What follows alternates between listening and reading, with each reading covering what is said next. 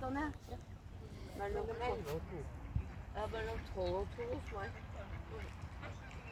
Det må bare være igjen, da. Ja, det. Og så skal jeg svare på om jeg var hjemme, da. Ja, jeg er ikke smart. Men så bare kom. Jeg bare håper jeg ikke sier at jeg må ta med peisen.